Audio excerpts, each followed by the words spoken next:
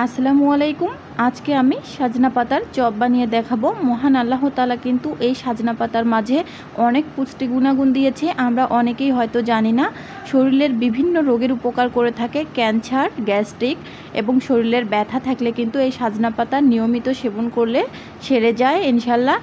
তো সাজনা পাতাগুলোকে প্রথম আমি গাছ থেকে উঠিয়ে নিয়েছি, তারপর আমি সবগুলোকে এইভাবে ঝুড়ে নিয়েছি। আমি দেখিয়ে দিচ্ছি কিভাবে ডাল থেকে ঝুড়ে নিয়েছি। এইভাবে ঝুড়ে নিয়েছি, সবগুলো ঠিক এইভাবে ঝুড়ে নিতে হবে। তো ঝুড়ে নেওয়া হয়ে গেলে আমি এখন এগুলোকে মুঠের ভিতর এভাবে নিয়ে যতটুকু কুচি করা যায় ঠিক অতটুকুই কুচি করে নিব। যে কোনো জিনিস সঠিকভাবে রান্না করলে কিন্তু খেতে দারুণ হয়। এই সাজনা পাতার চপটাও তার ব্যতিক্রম না। তো সবগুলোই আমার কেটে নেওয়া হয়ে গেছে। এখন একটা ঝুড়ির মাঝে আমি পানি দিয়ে এগুলোকে পরিষ্কার করে নিব। পানি দিয়ে খুব ভালোভাবে এটাকে আমি পরিষ্কার করে নিচ্ছি। আমি আবার হাত দিয়ে একটুখানি নেড়ে চেড়ে দিচ্ছি। তো পরিষ্কার করে নেওয়া হয়ে গেছে। এখন আমি এখানে বুটের ডাল, এই ডালগুলোকে আপনারা কি বলেন জানি না, ডালগুলো 2 ঘন্টা আগে ভিজিয়ে রেখেছিলাম। অ্যাঙ্কর ডালও অনেকে বলে থাকে। অবশ্যই 2 ঘন্টা আগে ভিজিয়ে নিতে হবে, তাহলে বেটে নিতে সুবিধা হবে। তারপর আমি একটা পাটনায় ঠিক এভাবে বেটে নিলাম। আপনারা চাইলে কিন্তু পাটায় বেটে নিতে পারেন। আধ ভাঙ্গা করে বেটে নিলে কিন্তু টেস্টটা দ্বিগুণ হবে, মিহি করে বেটে নেওয়া যাবে না। বেটে নেওয়া হয়ে গেলে আমি দিয়ে দিচ্ছি 2টো পেঁয়াজ কুচি, কিছুটা কাঁচামরিচ কুচি। ঝাল পছন্দ হলে মরিচের পরিমাণটা বাড়িয়ে দিবেন, আর ঝাল ঝাল হলেও কিন্তু খেতে মজা লাগবে। দিয়ে দিচ্ছি লবণ, হলুদের গুঁড়ো, আপনারা ঠিক যতটুকু বানাবেন সেই পরিমাণে কিন্তু দিতে হবে। দিয়ে দিচ্ছি চালের গুঁড়ি। চালের গুঁড়িটা অবশ্যই দেওয়ার চেষ্টা করবেন। চালের গুঁড়িটা এখানে অ্যাড করলে কিন্তু ভীষণ মুচমুচে হয়, খেতে দারুণ টেস্টি হয়, যেটা আটা দেওয়ার ফলে কিন্তু হবে না। চালের গুঁড়িটাই দিতে হবে। তো এখন আমি ওগুলো মিশিয়ে নেওয়ার পর দিয়ে দিচ্ছি সাজনা পাতাগুলো। সাজনা পাতাগুলো দেওয়ার পর আবারও খুব ভালোভাবে মেখে নিতে হবে। সব কিছু খুব ভালোভাবে মেখে নিয়েছি। এখন আমি অর্ধেকটা রেখে দিব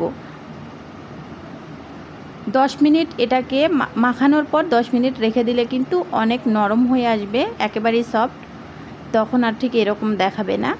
আমি রেখে দিচ্ছি। 2 দিন পর এটাকে ভেজে নিব। আপনারা চাইলেও কিন্তু একসঙ্গে এভাবে মেখে রেখে দিতে পারেন, 2 দিন পর বা 1 দিন পর ভেজে নিতে পারেন।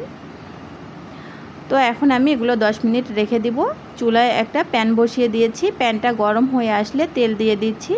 এবার তেলটা গরম হয়ে আসলে আমি দিয়ে দিচ্ছি ওই চপগুলো। দেখুন এখন কতটা সফট হয়েছে 10 মিনিট রাখার পর। আমি একে একে সবগুলোই দিয়ে দিচ্ছি।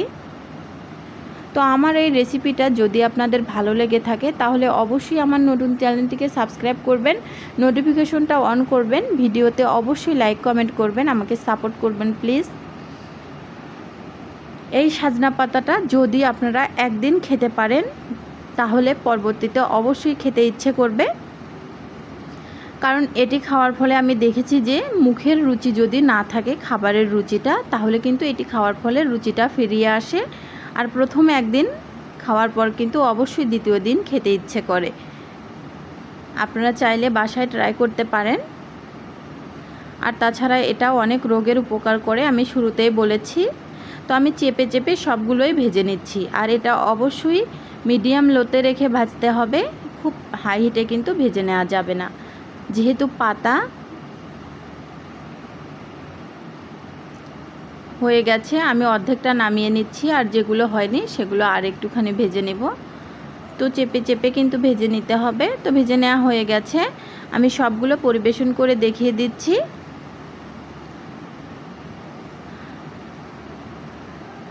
একটা মাঝখান থেকে আমি ভেঙেও দেখিয়ে দিচ্ছি ঠিক কী রকম হয়েছে। একদিন অবশ্যই ট্রাই করবেন, অবশ্যই ভালো লাগবে আমার বিশ্বাস। ভালো লাগলে লাইক কমেন্ট, সবাই ভালো থাকবেন।